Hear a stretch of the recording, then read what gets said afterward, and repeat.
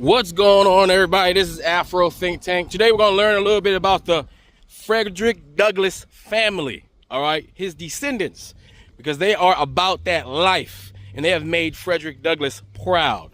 That family is a dynasty. That family is royalty. The Frederick Douglass family is black royalty, all right?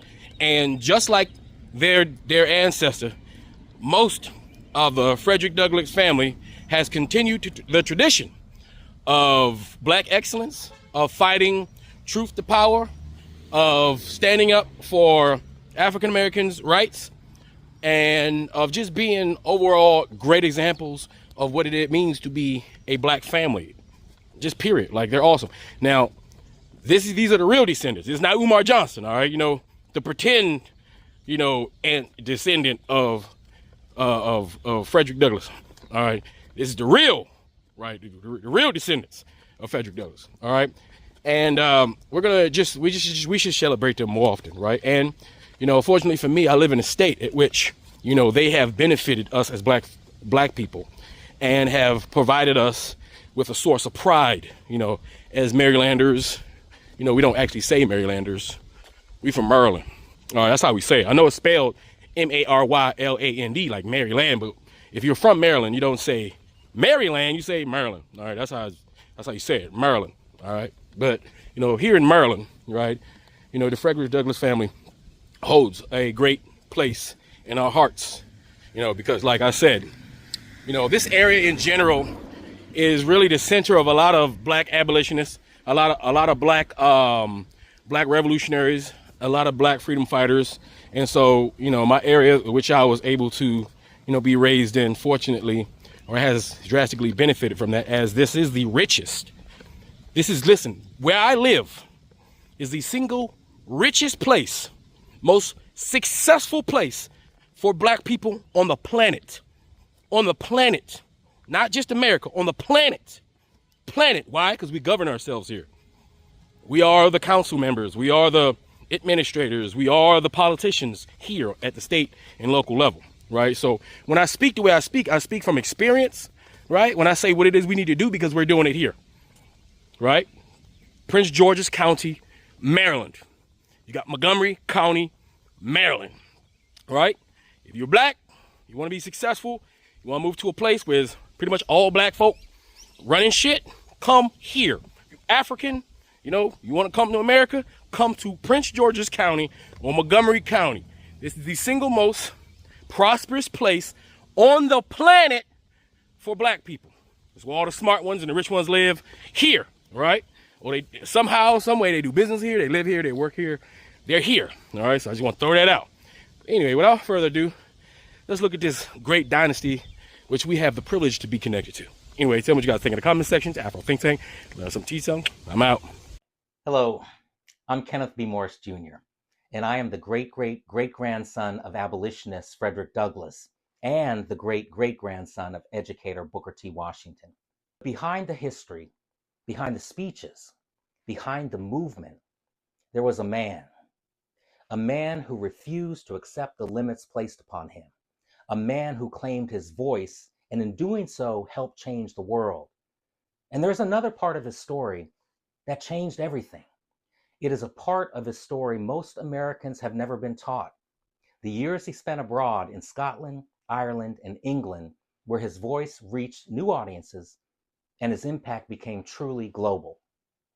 Last November, I traveled to Scotland to walk in the footsteps of my great ancestor. I stood on the same stages where he lectured. I spoke from the podiums where he spoke. I walked the same streets, the same floors, the same spaces where his voice was not just heard, but amplified. In Scotland, Frederick Douglass was seen differently.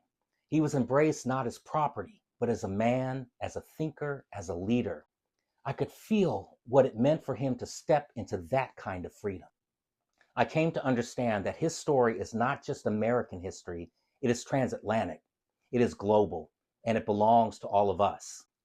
Together, we will explore the people, the places, and the ideas that shaped Frederick Douglass's global impact. We will engage in conversations that matter, and we will come to a deeper understanding of what freedom required then and what it requires of us now. And when you stand in those places, when you walk that ground, when you experience that history for yourself, something changes. This is your opportunity to connect, not just with the history, but with the man behind the mission and what that mission calls us to do today. If this speaks to you, if you have ever felt called to explore Scotland or to connect more deeply with this story, I invite you to take this journey with us. Frederick Douglass in Scotland takes place October 6th through the 11th. Visit douglasstravelclub.com to learn more about this life-changing journey. We look forward to seeing you in Scotland this October, where history is not just remembered, but reclaimed, and where you may discover your place within it. I want to say her name clearly and intentionally. Anna Murray Douglass, my great-great-great-grandmother, freedom fighter, revolutionary, liberator, visionary, architect of freedom, mother. Most people know Frederick Douglass. Far fewer know the woman who was the architect of his freedom and who worked alongside him for 44 years in the fight for freedom and human dignity. She was not simply Frederick Douglass's wife. She was a radical freedom fighter in her own right, a conductor on the Underground Railroad, a strategist, a protector, an architect of freedom. Without her, there would have never been Frederick Douglass as we know him. This is Highland Beach, Maryland, one of the first Black-owned seaside resort communities in America.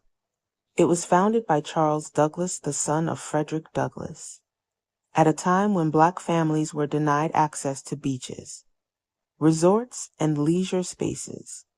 Segregation didn't just restrict where people lived. It restricted where they could rest. But instead of accepting exclusion, they built their own. Frederick Douglass had already helped define freedom through words and abolition, and his son carried that legacy forward not just in name, but in action. What was shut out became something owned. What was denied became a place of legacy.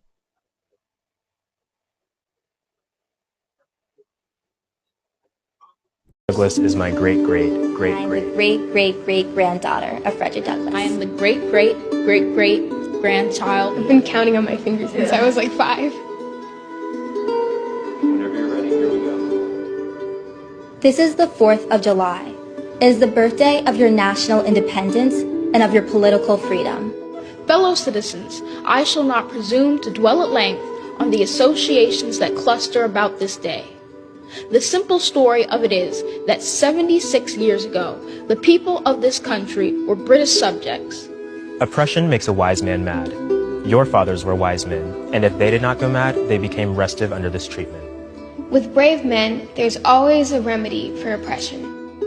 They succeeded, and today you reap the fruits of their success.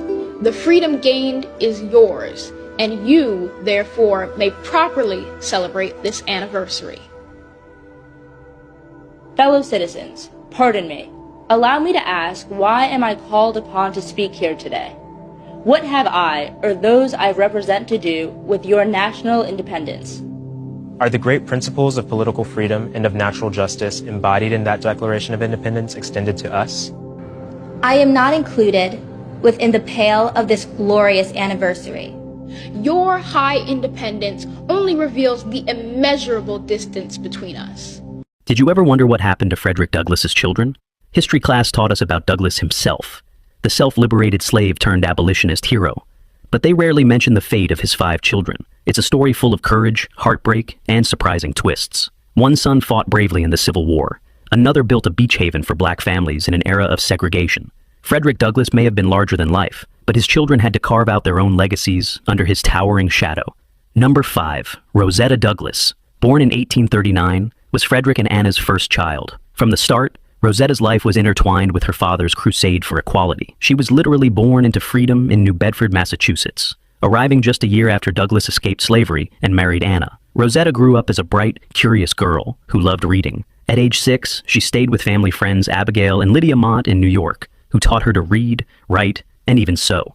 This early education gave Rosetta a foundation that many Black girls of her time were denied. However, Rosetta faced racial barriers in schooling. In 1848, her father enrolled her in a private seminary in Rochester. Rosetta was forced to sit apart from the white students, isolated just because of her race. Frederick Douglass was outraged and used his newspaper to condemn this segregation. Despite these challenges, Rosetta persevered. She later attended Oberlin College's preparatory program and a teacher's school in Massachusetts.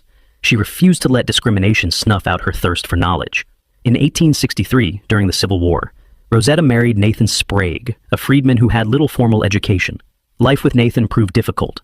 He struggled to hold a steady job, and even spent time in prison for a minor crime, leaving Rosetta to raise their children largely on her own. And there were many children. Rosetta gave birth to 7 kids, though tragically some did not survive childhood. As a mother, Rosetta worked tirelessly to support her family. Rosetta never sought the spotlight, but she quietly became a community leader and activist. She taught school for a time, and she was a critical thinker like her father, though hemmed in by the gender roles of the 19th century. In 1896, Rosetta helped found the National Association of Colored Women, joining other black women leaders to advocate for education and social reform. She also took up her pen to honor her heritage. In 1900, Rosetta wrote a loving memoir of her mother titled My Mother as I Recall Her, preserving Anna Douglass's story. In another essay, Rosetta boldly challenged America to give black women a chance to uplift their race, calling out the centuries of oppression that had held them back.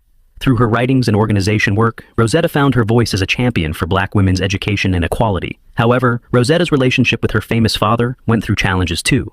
After her mother Anna died in 1882, Rosetta was deeply upset when Frederick Douglass remarried a white woman, Helen Pitts, in 1884. She could not support this interracial marriage, perhaps feeling it betrayed her mother's memory. This rift showed that even in the Douglass family, issues of race and loyalty were complicated. Yet, Rosetta still loved her father and continued to uphold his legacy in her own way.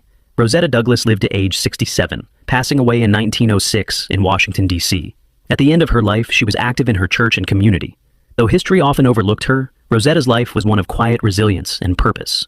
She raised the next generation of Douglasses and fought for equality not with fiery speeches, but with steady, determined action. The descendants of Frederick Douglass and Booker T. Washington are related through marriage. In a previous video, I discussed the descendants of Douglass, but I didn't have time to add this detail. The woman pictured above is Nettie Washington Douglass. She is the great-great-granddaughter of Frederick Douglass, but she is also the great-granddaughter of Booker T. Washington. And Kenneth Morris Jr., pictured above, is the great-great-great-grandson of Frederick Douglass and the great-great-grandson of Booker T. Washington. This is because Nettie Hancock Washington, the granddaughter of Booker T. Washington, met and fell in love with Frederick Douglass III, the great-grandson of Frederick Douglass. They met at Tuskegee University and got married 3 months later. Marriage took place in 1941, and the rest is history. Let me tell you about the woman who literally made Frederick Douglass possible. Not the speeches, not the newspapers. A black woman named Anna Douglass, the woman history tried to erase. Anna wasn't famous, but she was powerful. Born free in Maryland, she worked as a domestic worker and saved every penny she could because she believed freedom required preparation. When she met Frederick, he was still enslaved. But Anna, she saw something in him. She said, "I'll help you if you're serious," and she meant that. She used her money, not his, to fund his entire escape plan. The clothes Frederick wore when he ran, Anna bought them. The disguise he used to pass, Anna put it together. The route, the paperwork, the tickets. Anna planned every detail. While he was on that train sweating, praying he wouldn't get caught, Anna was back home burning letters, erasing footprints, cleaning up clues, protecting both of their lives. And when he finally made it to New York, broke and scared, guess who was already there waiting with money, clothing, and a place for him to hide? Anna. She didn't just free him, she built the life he stepped into. They married, moved to Massachusetts, and she ran a station on the Underground Railroad right out of their home, feeding freedom seekers, sewing clothes, hiding fugitives, while raising 5 children and supporting Frederick's career. But history sidelined her. Barely any photos, barely any quotes, just traces, because Black women doing the work were rarely documented. But here's the real story. Without Anna Douglass, there is no Frederick Douglass, no groundbreaking speeches, no legacy, no name in the history books. She was the blueprint, the strategist, the freedom architect. Say her name in the comments, Anna Douglass, and follow for more Unstoppable Women.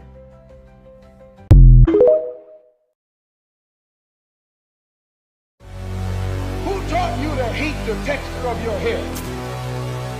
Who taught you to hate the shape of your nose? Who taught you to hate the color of your skin to such an extent that you bleach?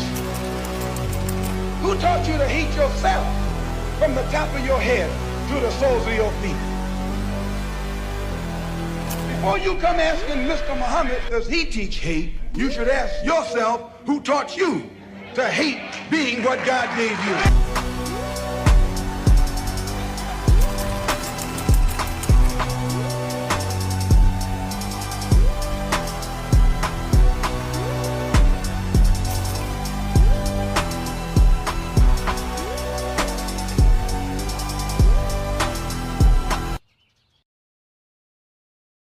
Free Sudan! Boycott diamonds and gold! Free Sudan! Boycott diamonds and gold!